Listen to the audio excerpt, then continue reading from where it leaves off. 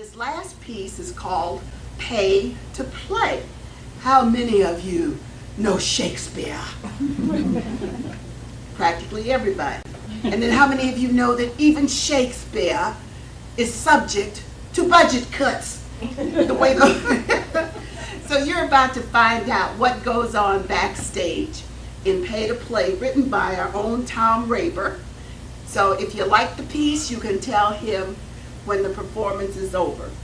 So with that, let us now introduce Miss Wells, Mr. Tweed, as they are dealing with getting the next production ready for opening night.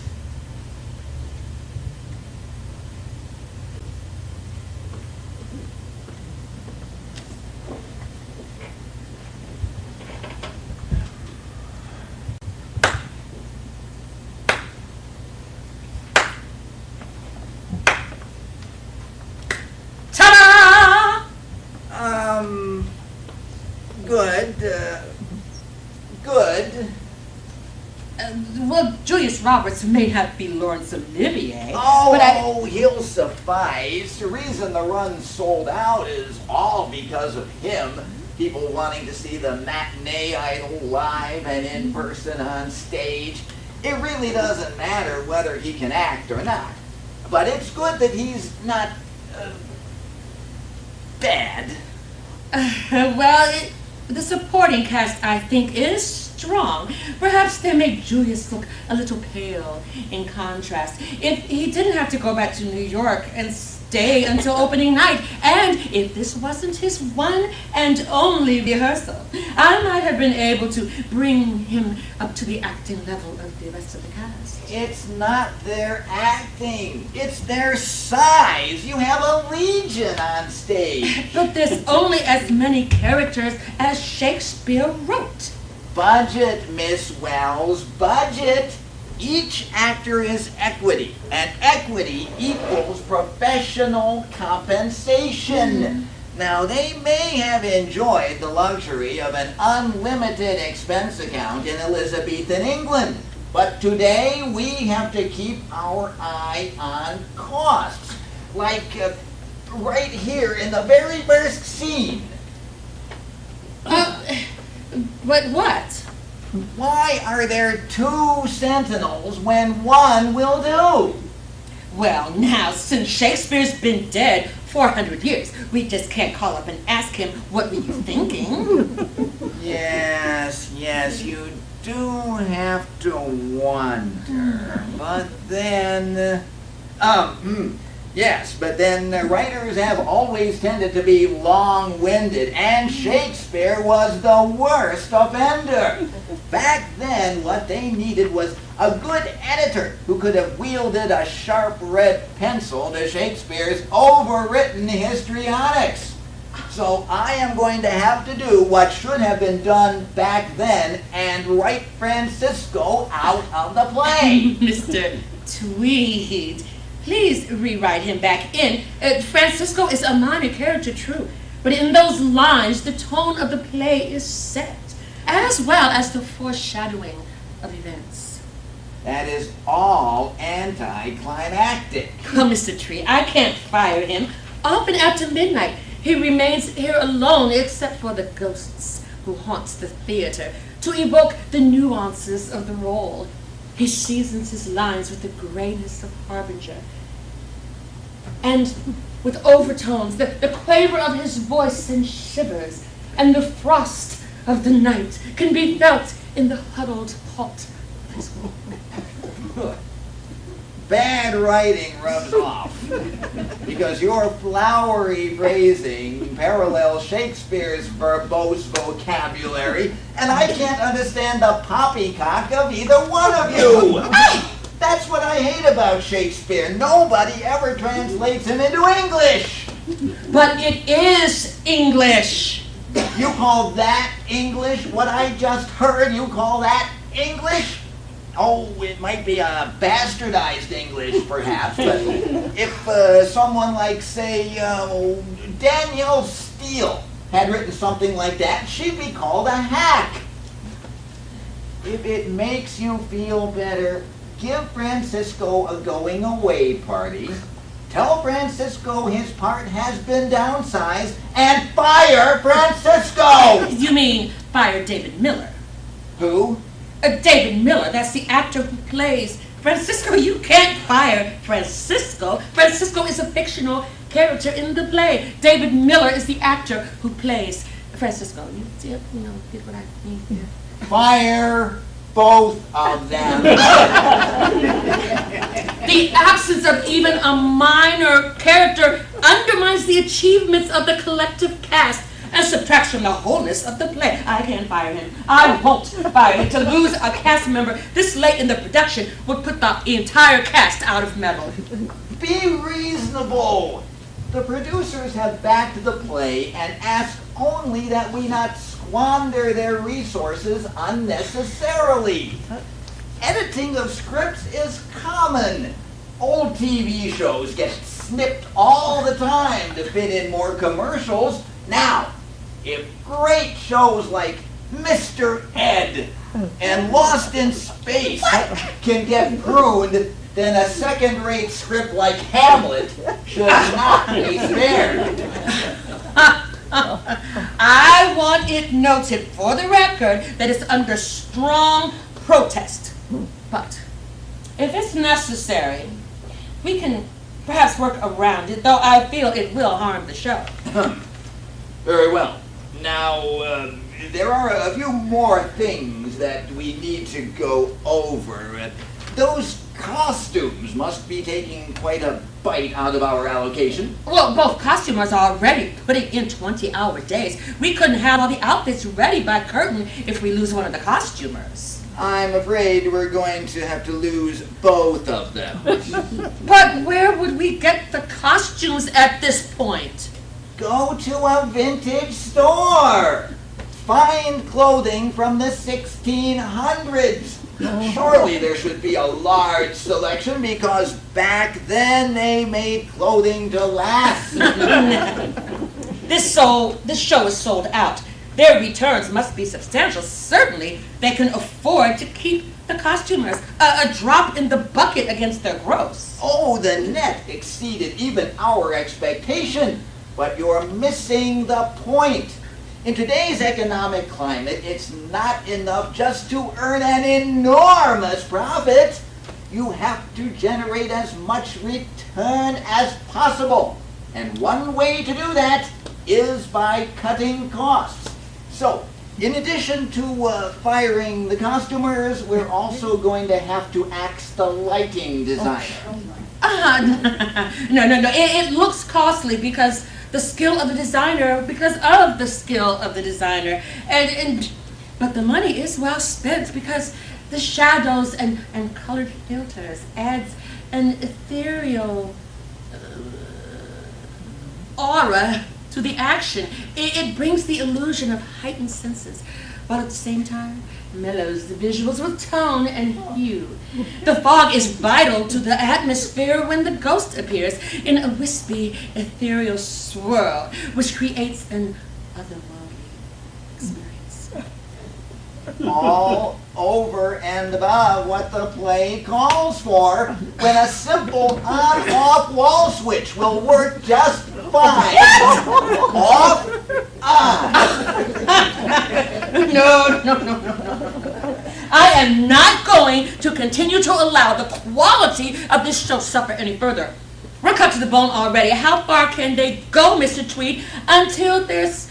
How much less yogurt can there be? How much worse can I read this? How much less yogurt can there be until we have nothing but an empty cup? Spend. Big budget extravaganza. That's all actors and directors and period costumers and lighting designers push for, with someone else footing the bill. But who's going to pay for all that, Miss Wells? It's this, it's that, and before you know it, you're faced with tremendous cost overruns. That's why I can assure you there will be even further reductions. No. I'm not making those cuts. Furthermore, I'm putting David Miller as Francisco back in the play. I see. Well, I'm sure the producers will be sorry to hear of your decision. Fortunately, it will only take a minute to hire your replacement. What is it they say? 1,000 qualified directors for every job. Of course, we will write you a letter of recommendation. Still, it's so sad to see you go over a situation that can't be changed, whether it's you or your replacement. My replacement, you say, will have to adjust to those costs? I'm afraid so. And even more, I'm afraid. Perhaps I could stay on. It will take a lot of work and maneuvering to put on a show with these budget constraints, and a new director may not know how to do more with less. Exactly! And I think you're just the person to do it.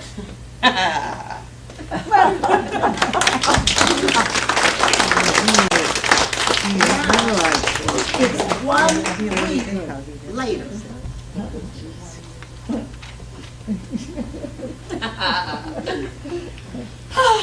Opening night finally here, but we've got a problem. We're ready for curtain and Julius won't come out of the dressing room. Why not? What's wrong? Well, he's been throwing temper tantrums about all the cuts. I couldn't break it to him that we didn't even have a dresser. I couldn't make another one of his tirades.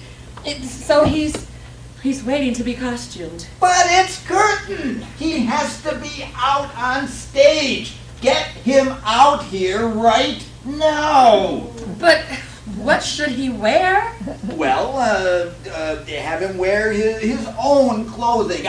Have him wear exactly what he was wearing when he arrived in town.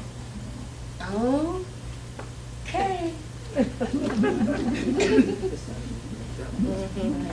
Ladies and gentlemen, welcome to tonight's performance of William Shakespeare's Hamlet, starring Julius Roberts as Hamlet.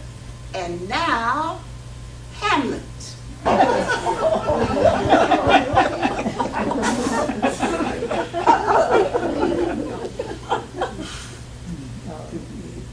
To be or not to be?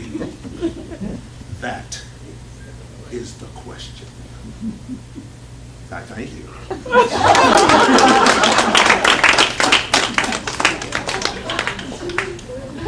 That was a magnificent performance! Bravo, bravo. Oh, look! Here's Carrie Clawson from the Akron Beacon Post. Let's snoop over her shoulder.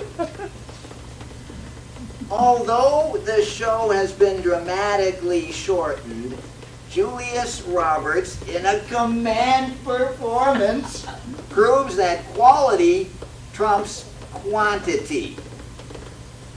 Distilled down to just 2 lines, Roberts digs deep into his psyche to excavate a wellspring of emotion that leaves the audience stunned with its authenticity.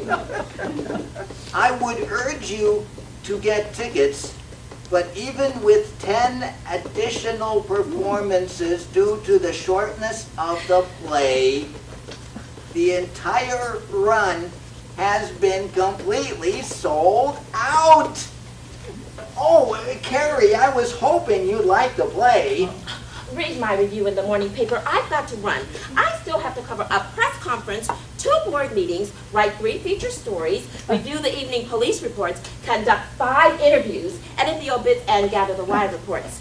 Then I've got to lay out the paper, run the presses, load the papers onto the trucks, and drive the papers to the warehouses. Oh my God, do you have to deliver the papers house to house too? What? Are you crazy? I can't do everything.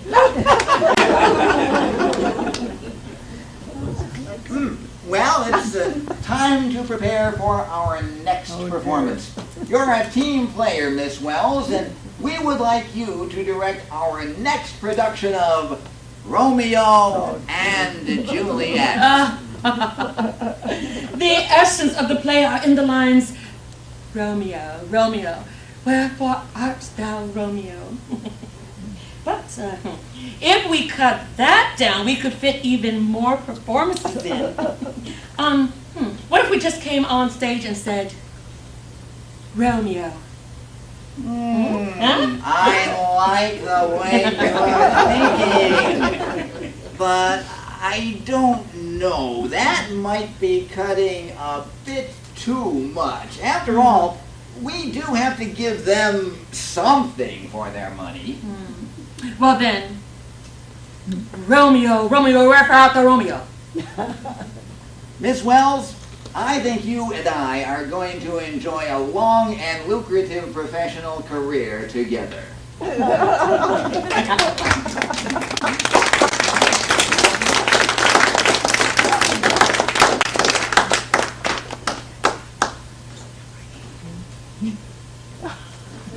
that brings a conclusion to our afternoon performances called Play Acts to Go. And I'd like to take another minute to introduce our wonderful cast and the roles we played. So if the cast would come in for a curtain call, that would be absolutely delicious.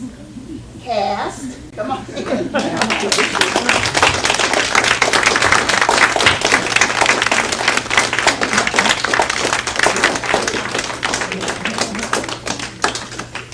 Now, in theater, the show must always go on, no matter what. Many of you know that expression. And we have several examples of how our actors have come forth, because when, the curtain goes up, no matter what's going on, you're there. Alexander got out of his sick bed this morning to make sure he got here. Linda drives from some country place, down, some farm country, which I don't know, but she's one of our actors. Eva Withers Evans is, she's one of our directors, and she's not been feeling the greatest. I want to take a minute. Deborah Rose, she is funny. She stepped in when one of our actors had at the very last minute. She performed today with basically no real rehearsal. She just stepped in and did the role. Denise Kelly, and right there, the short one in between the tall. I'd like to introduce somebody new to our team, Jeffrey Riley, who belongs to Eva. She played the vamp, the mistress. She stepped in at the last minute because we were short of a mistress. So she did.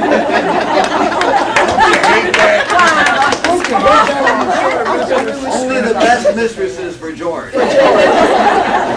We have Gary Webster, one of our playwrights and directors, and again you'll notice he did a couple of roles today. Ken Miller is our resident police officer who missed rehearsal last night because he had an actual police situation.